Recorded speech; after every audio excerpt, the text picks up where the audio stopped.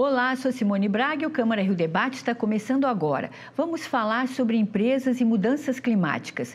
Quais fenômenos climáticos castigam mais os empreendedores cariocas? Como o poder público pode auxiliar? E o que os comerciantes têm feito para mitigar os efeitos das mudanças climáticas? Para falar sobre o tema, eu recebo os nossos convidados de hoje.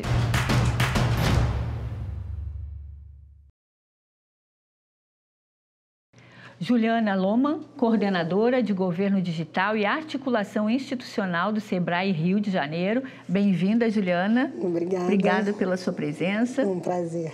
E também aqui conosco, Carlos Augusto Arentes Pereira, professor de Engenharia Sanitária e Meio Ambiente da UERJ. Seja bem-vindo, professor. Obrigado pelo convite, é um prazer estar aqui. Muito obrigada. E antes de nós começarmos aqui o nosso bate-papo, vamos acompanhar algumas informações sobre a situação aqui no Rio de Janeiro.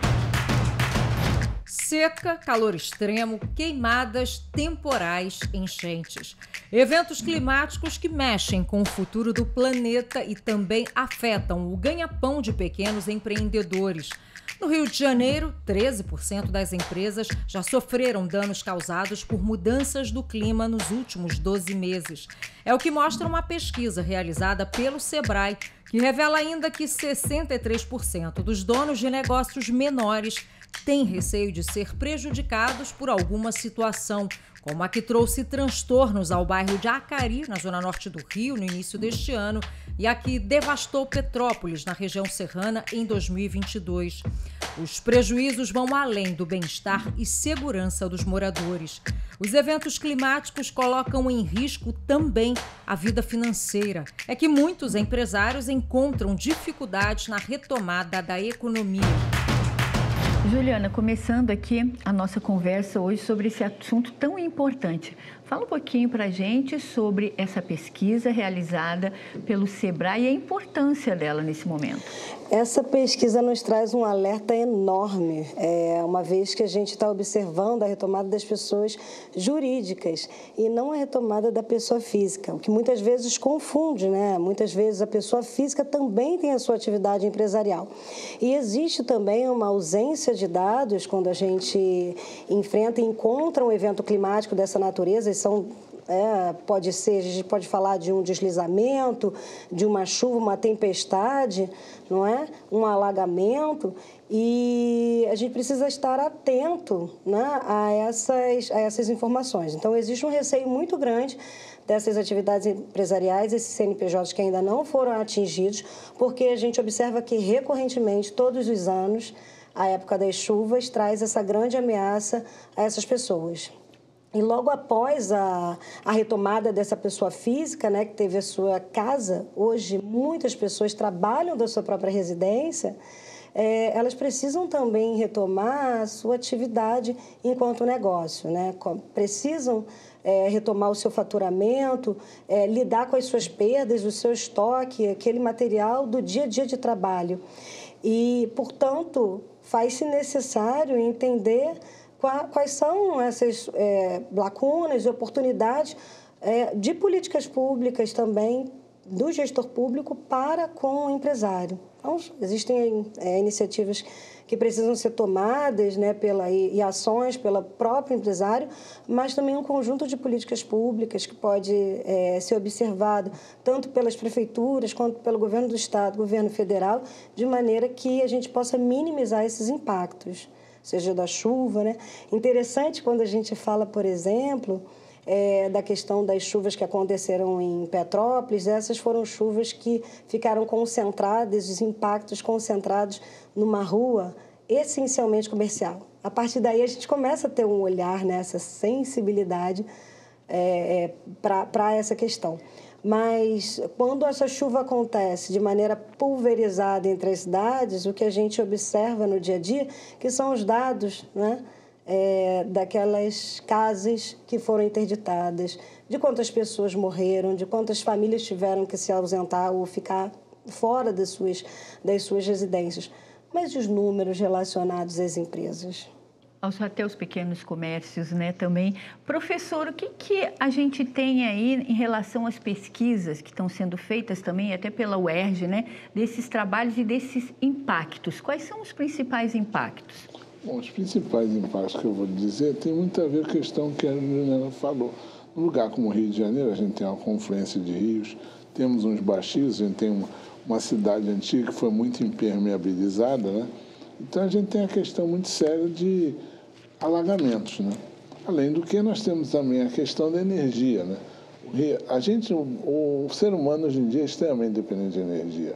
Ainda mais numa cidade como o Rio de Janeiro, a gente depende de energia para locomoção, a gente depende de energia para a gente estar num lugar agradável, condicionamento de ar, a gente depende de energia para comer. Então, a forma que a gente usa energia, a nossa disponibilidade de energia, também é uma das coisas que a gente tem estudado muito na UERJ. A UERJ tem um grupo que a gente estuda o carro elétrico, temos estudos sobre outras formas de geração de energia, usando energia solar, mas tudo isso são, vamos dizer, programas muito grandes e talvez um tanto quanto fora do alcance, ou um tanto quanto fora do nível de preocupação do pequeno empreendedor. A gente, pelo menos na minha opinião, eu vejo que o pequeno empreendedor tem oportunidades, tem ameaças, claro, ele precisa ver onde é que ele está, até como o Juliano estava falando. Ele tem lá seu negócio no lugar. Quem já sabe que já teve várias enchentes, ele tem que começar a pensar em algumas coisas. Será que eu devo me manter nesse lugar? Qual é o tipo de preocupação que eu devo ter? Será que esse meu lugar deve ser efetivamente o lugar onde eu vou ter estoque? Estoque de quem? Então começa a haver uma visão de negócio talvez um pouco mais sofisticada. No entanto, eu acho que mesmo o pequeno empreendedor tem que começar a ver isso. Ele tem que contar com apoio de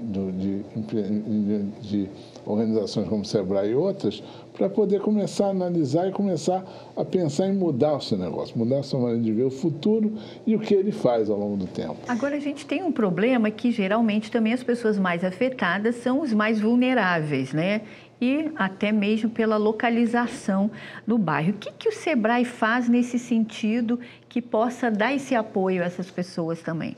Bom, a gente, pela gerência de políticas públicas, a gente tem um diálogo muito forte com o Legislativo e o Executivo, né? Qual é o plano de retomada, o plano de contingência? Não adianta esperar a chuva ou o alagamento acontecer para nós pensarmos propostas, não é? Então, sabendo que existem essas pessoas que já são vulneráveis, a gente tendo o conhecimento, né, ali junto à ordem pública, né, entendendo como é que ela pode se projetar para o futuro, no sentido de pensar oportunamente em se mudar desse local e, pelo lado do poder público, o poder público também olhar a possibilidade desses negócios que foram atingidos nessa localidade e permitir que eles rapidamente, né, possam exercer essa sua atividade empresarial num outro ponto, sem que a prefeitura venha fazer essa fiscalização, entendendo que, momentaneamente, ele precisa se alocar num outro endereço e que não venha sofrer uma fiscalização que afunde ainda mais o negócio dele, não é? Nesse momento, ele está precisando de oxigênio e não da fiscalização, né? Junto, então, uma orientação para onde ele pode ir. Então, ter políticas públicas que possam dar o suporte necessário e apoio para a retomada dessas pessoas que exercem uma atividade, mas que já estão vulneráveis, é crucial. É determinante para a sobrevivência ou não daquele negócio. Professor Carlos, nesse sentido, né, das mudanças climáticas, de que forma também a população pode contribuir? Porque a gente fala muito das políticas públicas, mas nesse sentido, como a população, o empresário, o pequeno empresário, ele pode contribuir nesse momento? Porque a gente vê que só tem piorado, né? O clima está mudando, muito calor, muito frio, e isso está afetando, né, não só a sociedade, mas também a economia. Bom, a questão do empresário, a questão de nós, público, e vamos pegar, não sei qual é a estatística aqui no Rio de Janeiro, mas no mundo de maneira geral, por exemplo, tem uma pesquisa na Inglaterra que foi feita recentemente, o pequeno empresário ele é individual para 30% dos negócios na Inglaterra. Então, quer dizer, é um camarada que tem um negócio que é dele, funciona em casa, independente do que ele faz. Então, se essa pessoa começar a se educar, eu diria, talvez a primeira questão seja pegar um bocado de 63% é gente que está assustada, mas nem conhece direito o tema e nem sabe o que fazer. Então, a primeira coisa seria alguma questão, se não dos empresários, ou pelo menos talvez do poder público, ou a gente, ou até a universidade, a gente começar a melhorar a comunicação, explicar. A informação. A informação. Na realidade, é crítico qualquer programa de qualquer país, de qualquer agência, mesmo os bancos financeiros, as agências de fomento no exterior. Também. Primeira coisa, comunicação, levantar o que eles chamam de nível de alerta e de conhecimento. Que não adianta só você encher o tal, tem que dar dinheiro para o pessoal, mas e daí? Se eu não orientar a pessoa, não orientar o empresário, possivelmente ele vai, se não cometer o mesmo erro, ou ele vai repetir um modelo que já não deu certo e que está tendo seu risco agravado pela questão climática naquele momento. É muito comum a gente ver, tem várias agências de fomento que têm atuado assim: opa, você trabalha em tal área, nesta área aqui, vou te dar dinheiro, mas te recomendo o seguinte: não faça isso, não se está em tal lugar, pense em fazer tal coisa, você não sabe, vou te recomendar alguém que vai te orientar. Então, é um conjunto de aspectos que eu acho que a principal questão do empresário tem que estar disposto a aprender. Ele tem que estar mais do que assustado e mais preocupado, ele tem que estar disposto a ter algumas portas onde ele possa bater, ou ter talvez um nível de informação, nem que seja básico, gratuito, para ele poder começar a se educar e começar a tentar mudar como ele monta os bloquinhos do jogo dele, vamos dizer assim. É uma iniciativa, né? E o Sebrae tem feito isso, acompanhando e até disponibilizando cursos, né? De forma gratuita. Nós estamos com cursos e oficinas junto às próprias prefeituras, no sentido de ampliar também, né, o número de interlocutores que entendam sobre os eventos climáticos e os impactos na atividade econômica e empresarial do município, pensando justamente nesse plano de contingência, para que a gente tenha um plano que vá além da concessão de crédito.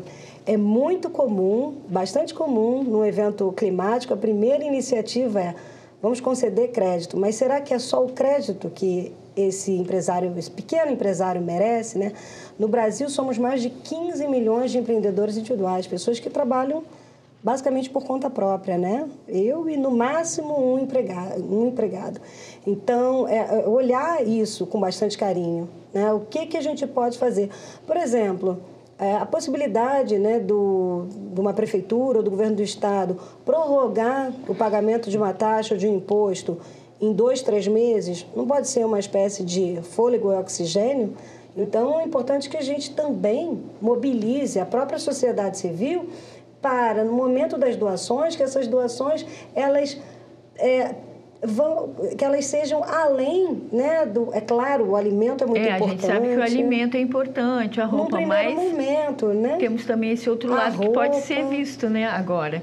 O segundo momento, qual é esse segundo momento? Será que se a gente tiver doações organizadas, entendendo quais são esses negócios afetados, né, a gente poder orientar melhor, né, o tipo de doação que a gente vai fazer. Isso também é importante. Um laptop, um celular, uma chapinha, não é?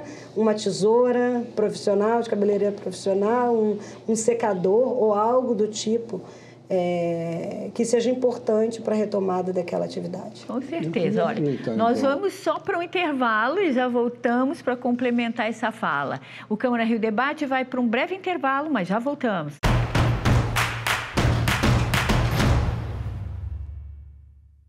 Estamos de volta com o Câmara Rio Debate, hoje falando sobre empresas e mudanças climáticas. Professor Carlos, complementando a fala da Juliana no bloco anterior, falando sobre os empréstimos, né? O auxílio emergencial. O auxílio emergencial. Imediatamente surge um monte de gente, até para o governo, eu queria dizer, eu rolei a bola para a Juliana, não combinamos nada, nos conhecemos aqui hoje. Primeiro, eu também vejo o pequeno empresário, ele tem uma certa aversão, ou era para fazer seguro do seu negócio como um custo adicional.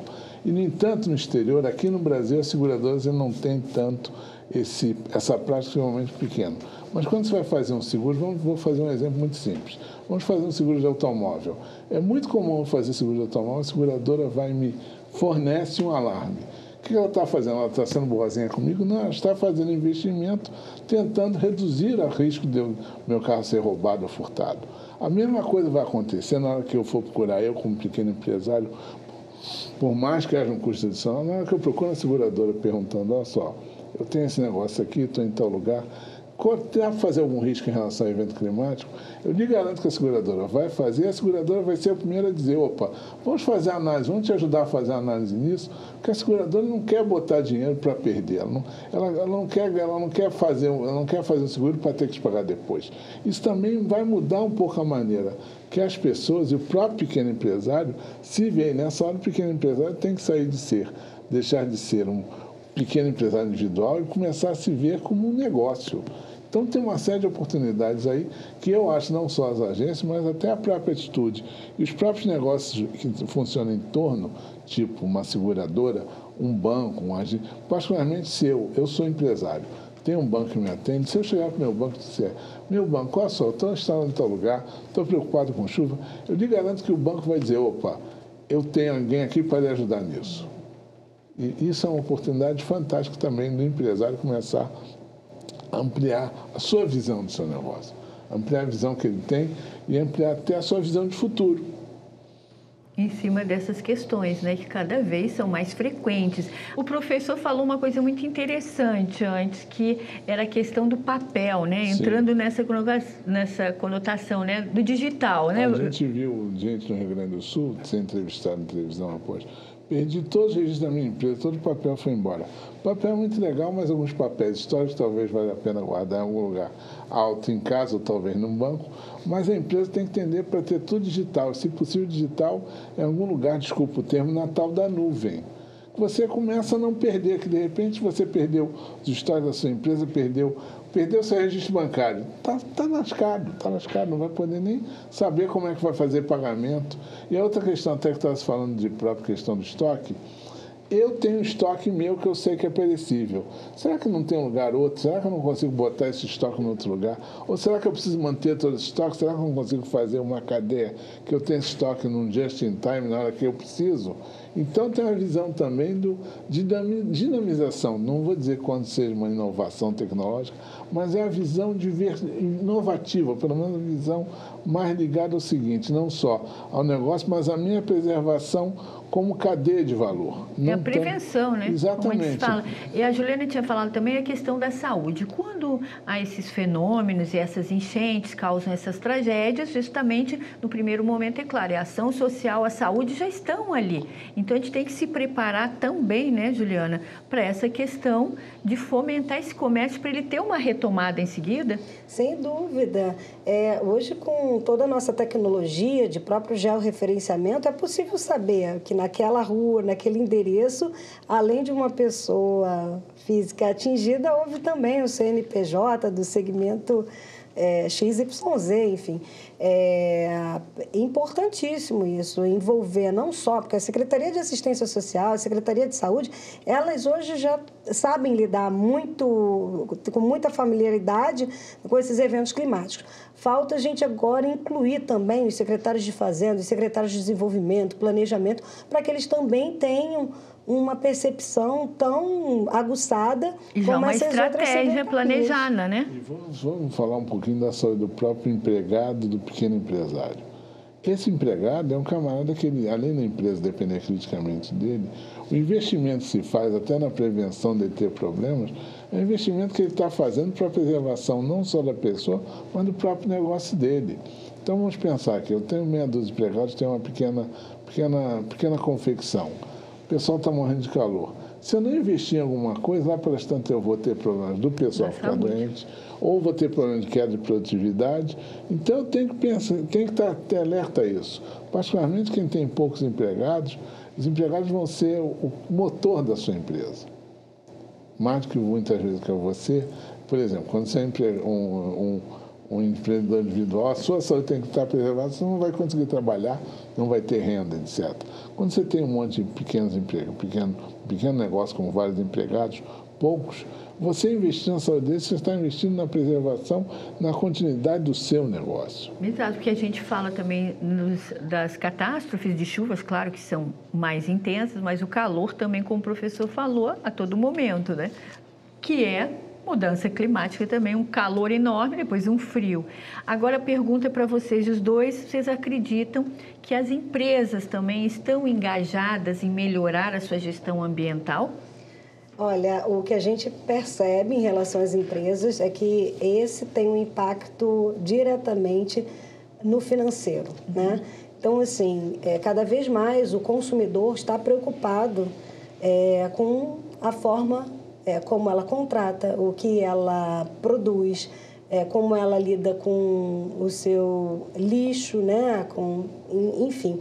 Então, o empresário tem percebido que o comportamento do consumidor olha para os aspectos ambientais.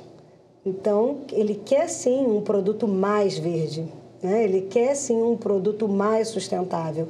E aquelas empresas que não observarem isso certamente perderão o mercado. Né? Não se comporta mais, por exemplo, empresas que trabalham com trabalhadores análogos, né, com atividades análogas à escravidão, não se comporta. O consumidor responde de forma imediata. E quando ele responde de forma imediata, rapidamente o empresário sente no bolso. Já toma aquela... Então, não existe mais oportunidade para a espécie... né, de não ter uma atitude, né, professor? De não ter uma atitude, exatamente. Na verdade, a questão da atitude... O brasileiro, tem uma pesquisa que foi feita, a gente é dissonante. Está todo mundo preocupado com o meio ambiente, mas fazer alguma coisa com o meio ambiente, a gente a gente escorrega um pouco. Deixando a desejar. Então, quanto que o pequeno empresário pode começar a olhar para isso e ver, opa, tem um valor aqui que mesmo que eu não fosse dar investidamente, eu estou adicionando esse valor. Eu preciso entender esse valor, começar a dar um devido, vamos dizer, demonstrar e poder... Até para a minha comunicação interna, porque meu empregado, eu poder mostrar o quanto que aquele aspecto se torna importante para o meu negócio. E a coisa mais importante que qualquer empreendedor faz todo dia é como nós. Qual é a coisa mais importante que o ser humano faz todo dia? Eu penso que é sobreviver. Todo dia de manhã acorda, agradeço a Deus de estar vivo. O pequeno empreendedor, uma empresa também tem a mesma função, a empresa também tem que sobreviver. Só que a sobrevivência da empresa é um pouco mais complexa e talvez mais duradoura que o ser humano. Mas o empreendedor, as pessoas que tocam, tem que estar alertas para isso, tem que estar, vamos dizer, mais atentos para esse problema. Tá, ok, agora eu vou pedir as considerações finais, que chegamos ao fim do nosso programa. Agora que estava ficando bom, por favor, Juliana.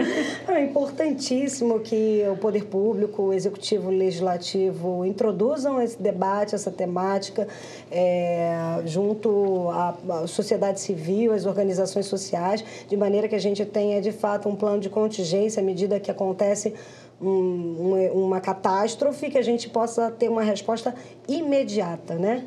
Ok, obrigada, professor. Eu vou dizer o seguinte, poder público fundamentalmente somos nós, né? O poder público é a representação de nós como sociedade. O pequeno empresário, como uma parcela importante da economia, quanto mais ele se preocupar, mais ele vai provocar que o poder público, ou seja, as autoridades instituídas por nós, comecem a dar atenção e comecem até a ajudar a sociedade a desenvolver mais esse tema. Tá ok, muito obrigada pela participação de vocês. Agradeço muito. Muito obrigada. Tema muito importante. Muito obrigado pela oportunidade. Tem várias formas que podemos ajudar aí a ter essa consciência. Mas acho que deu para a gente... Com certeza. Vamos dizer, pelo menos falar abordar bastante. o tema. Muito obrigada, então, pela participação de vocês. Muito obrigada mais uma vez pelo convite. O Câmara Rio Debate fica por aqui. Assista a nossa programação pelo canal 10.3 da TV Aberta e também ao vivo pela internet. Até o próximo programa. Tchau.